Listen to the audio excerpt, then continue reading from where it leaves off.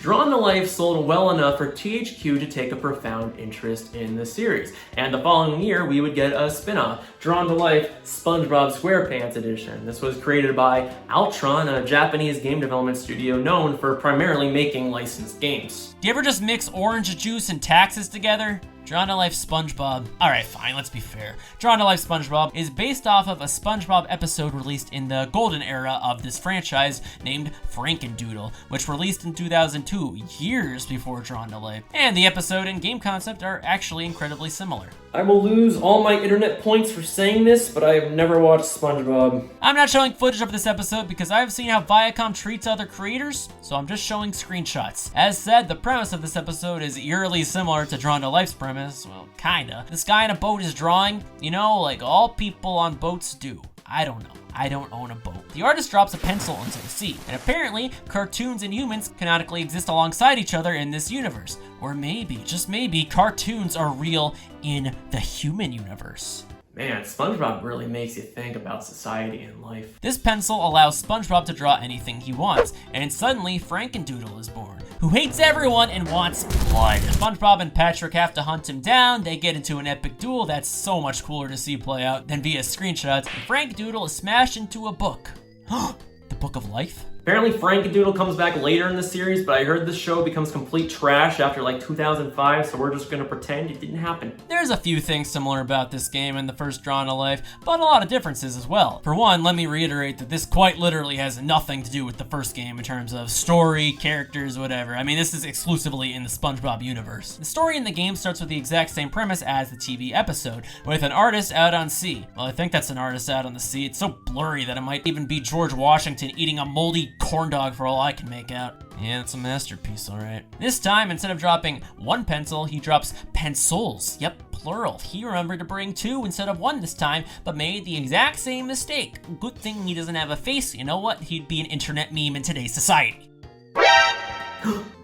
3D models. Okay, so this game uses 3D models, and to capture footage, I did have to use an emulator. Unless my audience wants me to record camcorder DS footage, and I'm just that out of touch. My point is, because of the 3D models, my game did lag quite a bit. I did speed up some footage here or there where I needed to, though. I just wanted to point this out because I don't think this is the game's fault, and I don't want to blame the game for the power of my technology. Anyways, Doodlebob's back because Patrick was trying to remember him and brought him back to life. I drew Olimar again, but I made him Sandy because they're both space people, I think. This game has a similar structure to the first game, but the village is a lot less of a focus. For one, the village is entirely 2D now, just a giant straight line, which I think is a bit disappointing. You still have a store via Mr. Krabs instead of Isaac, and this time around you actually get your own house, which you can customize with furniture you unlock. Who needs Animal Crossing, am I right? Certainly not Nintendo fans in 2015. Other than that, you can talk to villagers, and sometimes they'll have you draw stuff in the village again. So you know what? While it's bland and obviously a departure from the last game, most of the core features are still here. Here's where you can also pick between SpongeBob, Patrick, and Squidward, who all have unique secondary powers you can summon with X in the main game. No one really does this in their playthroughs. Playing the game, honestly, they actually improved upon the controls a bit. Color me surprised. Wait, no, don't actually do it, don't actually do it. The movement in general feels a lot more fluid, and the ground pound, instead of having to hold B while you press down, you can just press down in the air. Your hero can now crawl, which is nice, but the downside is that to look down, you have to hold down for a few extra seconds. Gameplay-wise, it's pretty similar, but there are a lot of downgrades, and unfortunately, not as many improvements. Rescuing villagers is back, but I'd say 80% of the time, they're just these generic fish guys. Occasionally, you do rescue a major character, but I feel like this is kind of a wasted opportunity. SpongeBob had been in the air for almost 10 years in 2008. You'd think they'd have plenty of characters they can include. I can't believe they didn't have such classic characters like Plankton, Karen, Harold Squarepants, Bubble Bass, Angry Jack, Barnacle Boy, Craig Mamelton. Unacceptable. Plus, the whole point of the villagers from the last game wasn't to just rescue them to have a collectible. The idea was you were saving people that would interact with your village and contribute to the plot. And there are a few that do that, don't get me wrong, but don't tell me a show that was on since 1999 couldn't come up with unique callbacks for literally every slot. Yay, I just rescued generic fish guy number 236! Also returning in this game is the goo, but they took it way too far here. In the original game, sure, it did slow you down, it was a bit monotonous, but look, I'm cleaning this giant pile of goo and the counter is only going down about 10%. What's annoying is enemies always spawn and come after you, way more frequently than the first game as well. Often, I wouldn't even try to beat them, I would just try to clean the goo because defeating every enemy was just taking so much time. Seriously, they got so carried away with this. Does anyone find this fun? It's just about as monotonous as doing chores. Yes. I love doing laundry. It's so fun. Oh. You can also draw friends that appear when you defeat the goo enemies, which is a unique concept, but it's not fun because I hate these sections. Here, there's a lot more of a focus on the occasional vehicles to switch up the gameplay. One of them crashed my game. Occasionally, entire levels are based around a gimmick, like this roller coaster level. It's honestly kind of nice to have some variety here, but it is important to note that while this game does boast 20 levels, which on the surface looks to be more than the original, a lot of them can just be like these 3 to 4 minute outings. You know, this is kind of a minor complaint that I didn't know where to place in the script. Why is it that some of the enemies we fight are just normal citizens? It's not even like a zombie or anything. That's just a regular fish guy. Why are we beating him up? I mean, we're just lowering the population of Bikini Bottom for what? For money?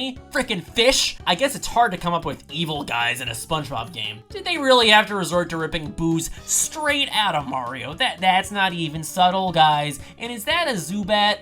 Psst. Hey, can I copy off your homework? Oh yeah, just change the answers so they don't look like a copy though, alright? Yeah, right. I would say the biggest problem with this game is that the level design is super frustrating.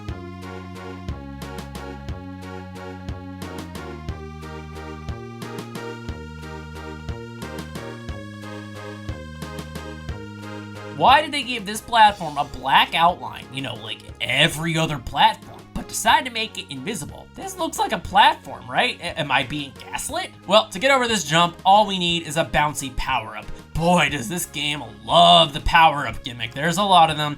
I'll just give you a brief rundown. There's a helmet to stop spikes from crushing your skull in, a karate glove that punches, ninja shoes to jump up and down walls, shooting bubbles like a little girl, spike shoes because we're now ripping off TTYD, a feather hat, which is kind of like wings from the last game, and a net, which is basically the same thing as a punching glove. The problem with this game is that they don't always give you the exact power-up you need. To their credit, most of the time the power-up will be nearby, but every so often it just won't appear. For this jump in specific, I had to grind enemies for the small chance that the power-up would even appear again in the first place, which I swear feels like a 10% chance. Randomizing these power-ups ultimately just makes this game way more chaotic than it needed to be, and it happened a few times. This level in the Moon World took me a half hour, and I fell down a pit at one point, not knowing I needed spring shoes to ground pound a box, so cool, I can't get the citizen, meaning this level just wasted a half hour of my life, and the publishers got away with it too. But to be completely fair, the collectibles in this game are basically not required, besides rescuing a specific villager each level that gives you a key. Sometimes the levels feel deceiving. Usually when there's a slope, you can slide to defeat enemies and go faster, but sometimes it just leads to a bottomless pit, and it just feels like I've been punked, except no one is laughing. This isn't funny. These slopes appear constantly. You know what?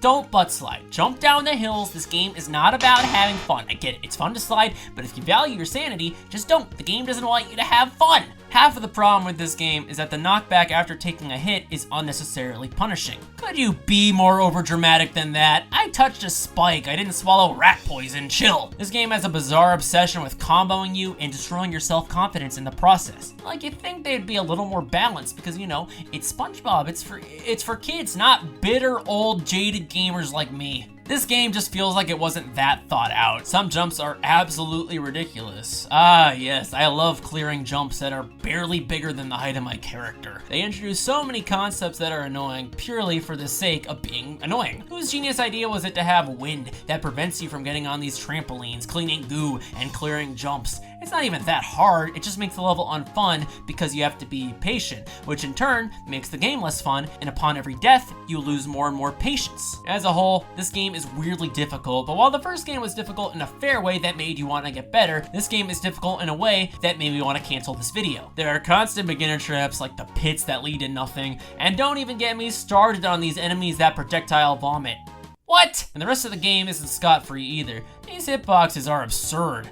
I was nowhere near that eraser. It's like they downloaded it off of Google Images and didn't crop out the sides, so the bizarre empty space on the side of the image still counted. At a very minimum, the bosses in this game are fine, certainly easier than the first Drawn to Life game. You actually get checkpoints for one, so really, as long as you go in with 9 lives, you'll be fine. And yes, the game caps you at 9 lives. It's cringe. What am I, a cat? There's a lot more of a focus this time on using the touchscreen to scrub their health away, which honestly isn't too bad of a change. I can't imagine doing any of these in one life, but because you actually have checkpoints, it's manageable. Although this battle against Doodlebob really irritates me because you get a projectile, but it throws it in an arc. Not only does it throw in an arc though, the bottom of the ammo doesn't even hit Doodlebob. This game is sadistic. At the end of the story, we fly to space because they ran out of level ideas, probably. Why are there citizens on the moon? Did we go to an alternative universe or something? There's even a Bikini Bottom level up here.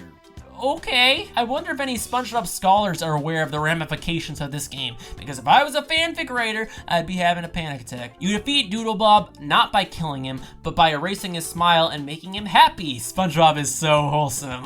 Ignore the part where we killed innocent citizens. SpongeBob does not like talking about that. I would say that's the game, but unlike the first game, we actually unlock a unique world after the credits. It's only 2 levels and very clearly just a bonus. This is a notebook type of world that really has nothing to do with SpongeBob, and the world turns upside down and sideways. That might sound fun on paper, but they flip the D-pad controls each time. It's super disorienting. Anti-gravity can be done well in games, but usually you're not supposed to flip the controls. Look at a game like Mario Kart 8. If you flip the D-pad instantly while switching to anti-gravity, the game would have only sold 30 million copies. The last fight is, whatever this is. I don't know. It's either a weird SpongeBob character I haven't heard of or some corporate sicko's imagination, and I don't know what's worse. There's also a multiplayer mode, which previously had been undocumented according to Wikipedia, so courtesy of JeffCompass, welcome to the world premiere! It's nothing too in-depth.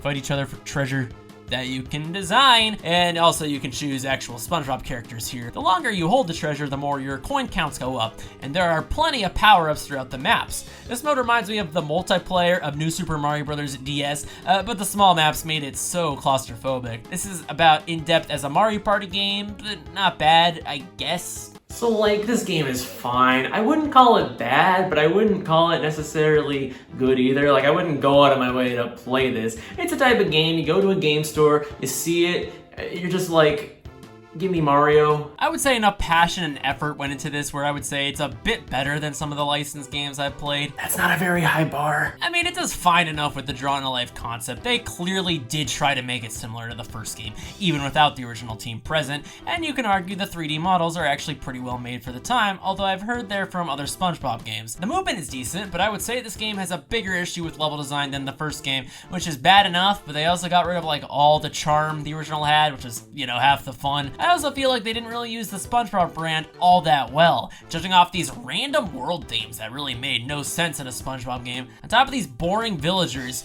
if you want to play the game, then I guess go for it. I mean, I can't stop you. What am I gonna do? Go through your screen and yell at you? How do I get in here?